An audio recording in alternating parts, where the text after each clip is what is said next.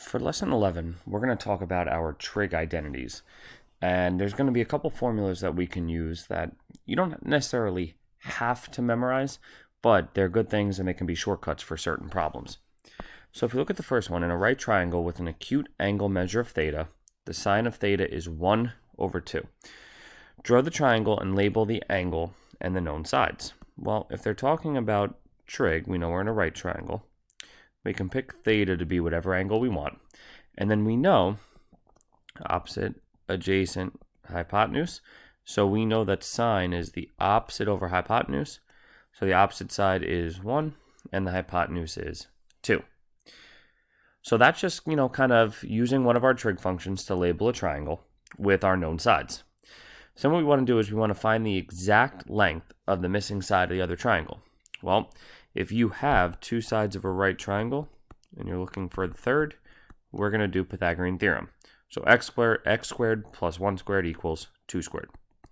So you get x squared plus 1 equals 4. We'll subtract the 1 on both sides. You get x squared equals 3. Square root both sides, and you get x equals, now normally it's plus or minus the square root of 3, but since we're dealing with side lengths, we know it's got to be the positive piece. Find the exact value of cosine of theta. So I'm going to put all my numbers in. So I'm going to put my 1 and my 2 back where they are. My O, my A, and my H still stay in the same spot. Since we know cosine is adjacent over hypotenuse, we are square root 3/2. And then for the last one, find the exact value of tan. Well, same thing. I'm going to redraw my picture one more time. We know that tan is opposite over adjacent. So we are 1 over the square root of 3. We know that's not acceptable, so we're going to rationalize our denominators. And that's going to give us the square root of 3/3. So you can see that if you know one trig function and you do Pythagorean theorem, you're able to find out all the others. So let's practice that idea one more time. So in a right triangle with an acute angle measure of theta, sine of theta is 7/9. Use the same process to find the value of tan in simplest radical form. So same idea. We'll put our theta as one of our angles. We know opposite, adjacent, hypotenuse, and we know that the sine is 7/9. Well, in order to get the tangent, we know we have to have our adjacent side. So x squared plus 7 squared equals 9 squared. X squared plus 49 equals 81. We'll subtract the 49 on both sides. We get x squared equals 32. We'll square root both sides. Not perfect, but it does split, so we might as well split it now. We get square root of 16, square root of 2, and x equals, again, it would be plus or minus, but since we're dealing with side lengths, we know it has to be just the positive version of 4 square root 2. So I'm going to plug that in here in red, 4 square root 2, and then that's going to leave us as the tan of theta as 7 over 4 square root 2. Now when we rationalize this, we only multiply top and bottom by the radical. We don't have to multiply it by the 4 square root of 2. So we end up with 7 square root 2 over, and this ends up becoming 4 times 2 because the square root of 2 times the square root of 2 becomes a 2. And then when we actually do that multiplication, we get 7 square root 2 over 8. So you can see it's a little bit of a lengthy process, but something that's it's not terrible. It just takes a little bit of time. So now what we're going to look at is there's two identities that we can learn. So we skipped the unit circle part a little bit earlier, but basically what happens is cosine is considered all of our x-axes or our x points, and sine is considered all of our y points. So using this information, we're going to discover two more identities. And one thing that we can do is we can almost like make this into a right triangle here by just dropping an altitude. So we know that our cosine part is the x and the sine part is the y, and then we're left with our hypotenuse. In the unit circle is basically a circle around the origin with a radius of 1. So this hypotenuse here is going to represent a 1. So I'm actually going to talk about the Pythagorean identity first. So if you look, sine or cosine is the bottom side, sine is the vertical side. And if we look at it, it creates a right triangle. So what we end up with is the cosine squared plus the sine squared is going to equal 1 squared, which is just 1. So if we use the cosine and the sine squared and add them together, it basically is our a squared plus b squared equals c squared from the Pythagorean theorem. But in this case, since they're based off the unit circle, they're always going to be equal to 1. Now, if we look at the quotient identity is going to get us how we get tan. And the quotient identity is going to be sine over cosine. And here's the reason it works out. We know that the tan is opposite over adjacent. That's from our SOHCAHTOA part. Well, if we think about it, sine is opposite over hypotenuse, and cosine is adjacent over hypotenuse. When you have a fraction divided by a fraction, what we end up doing is we end up keep change flip. So we have opposite over hypotenuse times hypotenuse over adjacent. Again, we keep the first fraction the same, change the division sign to multiplication, and we flip the bottom fraction. Well, what happens? We end up crossing out our hypotenuse, and we end up with opposite over adjacent, which is exactly what tan is equal to. So if you know your sine fraction and you know your cosine fraction, you can divide the two and end up with your tangent fraction. So we're going to practice these two a little bit. So we're going to redo the problem from the opening exercise in example 1 using the Pythagorean identity and then the quotient identity. All right, so I'm going to split this piece in half here. And the first thing we're going to do is we're going to use the Pythagorean identity to get our cosine, and then we're going to use the quotient identity to get tan.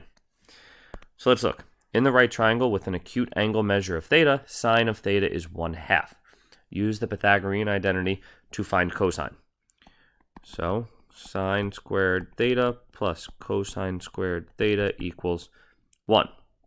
Well, we know sine squared, so sine is 1/2, so 1/2 squared plus cosine squared equals 1. If you put 1/2 squared into your calculator, you get 1/4 plus cosine squared theta is equal to 1. We'll subtract the 1/4 on both sides. Again, use your calculator. You get cosine squared theta equals 3/4. Square root both sides. Now remember, when you square root a big fraction, you're really doing square root of the top over the square root of the bottom. So we end up with cosine theta equals, well, the square root of 3 doesn't simplify, and the square root of 4 is 2.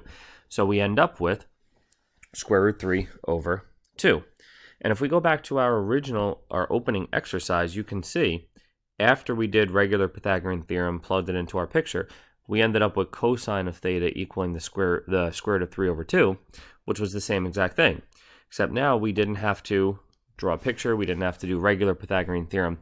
Although we did a version of it, we were able to find what cosine was equal to right away. Now, if we want to find tan is equal to sine over cosine. So tan of theta equals, well, they told us the sine was 1/2. So it's 1/2 divided by, and we just found that cosine was square root 3/2. So what we're going to do now is we're going to keep, change, and flip. So we get 1/2 times 2 over the square root of 3. And you'll notice what happens in all these, since they both involve the hypotenuse, those hypotenuse or those denominators originally end up canceling each other out. And we end up with 1 over the square root of 3, which we then have to rationalize. And then we end up with tan of theta equals square root 3/3, which again, if we go back to our opening exercise, is exactly what we got from our picture. So what you should see is that this can be a little bit of a time saver, especially if you struggle to label the picture based on what they give you, but it's really just a different way to go about these types of problems. So if we look at from example 1, we're going to do the same exact thing we just did with the 7/9. except instead of drawing a picture, we're going to use our identities. So we've got the Pythagorean identity first. That's going to help us find our cosine. So again, we'll use sine squared plus cosine squared equals 1. So they told us sine was 7 over 9 plus cosine squared equals 1.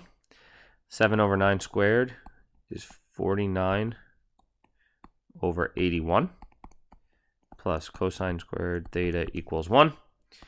We'll subtract that 49 over 81 from both sides. Cosine squared theta equals 32 over 81. We'll square root both sides. And again, when you square root a big fraction, you end up square rooting top and bottom numbers individually. So when we do that, we get cosine theta equals, well, the bottom was easy because 81 is a perfect square. Square root of 81 is 9. When we have to come over here, we kind of did this already, but we'll split the 32 again, and we end up with 4 radical 2. And if you take a look at what we had from exercise 1, we ended up with a cosine. Actually, we didn't actually label the cosine, but we did find that that adjacent side was 4 radical 2. And then if we would have done adjacent over hypotenuse, we would have found that we had 4 radical 2 over 9, just like we did here. So if we go to use the quotient identity to get our tangent, well, again, tan theta is equal to sine over cosine. So if we do that, tan theta equals 7 over 9 divided by 4 radical 2 over 9. Again, we will keep change flip. So 7 over 9 times 9 over 4 radical 2. Just like before, those hypotenuse sides cancel out. We end up with 7 over 4 radical 2. You can't leave the radical on the bottom, but you don't have to multiply by the 4. You just have to multiply by the square root of 2. You end up with 7 square root 2 over 4 times radical 2 is 2. And then we're just going to clean that up a little bit to get 7 square root 2 over 8 as our final answer here for our tangent. So you can see these two identities, sine squared plus cosine squared equals 1, and tan of theta equals sine theta over cosine, are just little shortcuts and different methods that we can use to find our missing trig values when we know one of them.